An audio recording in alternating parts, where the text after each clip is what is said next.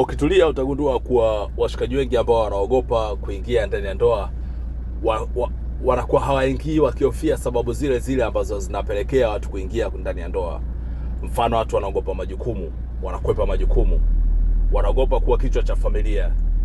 Wanajua ukiwa kichwa cha familia kuna kazi ya kuongoza watu, afu watu hawataki stress. Sasa sijui kautata sana. Yaani mtu hataki stress kwa kuongoza familia.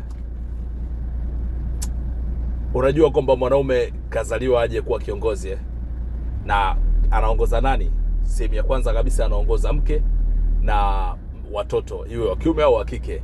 Watoto yeye ndo anakuwa anaongoza, lakini watu wanakimbia majukumu kwa kukimbia kwa kuongoza yale mavipengele yanayotokana kwenye kuongoza na vitu kama hivyo. Wanaona kama ghasia, unajua Lakini pia hapo hapo kwenye kuogopa kuwa kichwa cha familia, kuna swala la kuhudumia familia. Watu hawapendi ile umeamka tu mwenyewe hujatumia hata 100 mzee, inafika jioni ushatumia laki. Na hamna hela ambayo umetumia wewe personally. Mtoto alihitajiki, mama mtu anataka hiki, sijui kusuka, sijui nini, watu wanakwepa majukumu, wanaona bora wakalenge. Unajua ile. Lakini kumbuka kwamba mwanaume kaumbwa kwa ajili ya kuanzisha familia. Kwa nini aanzishe familia? Ni kwamba anaanza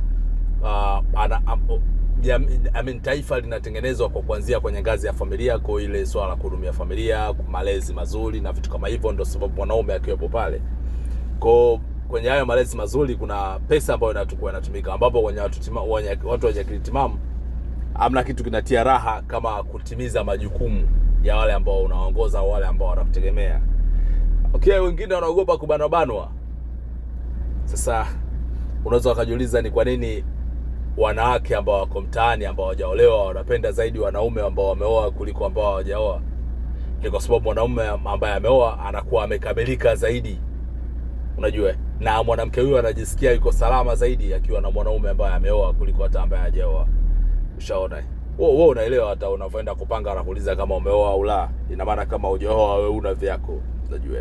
So inabaki hivyo kwamba watu wanahofia kuoa kwa sababu zile zile ambazo Mungu alitaka tuingie ndani ya ndoa kuzitekeleza. Which means wote ambao wanaogopa kuoa au hawajaoa wote ni waoga. Ibaki hivyo.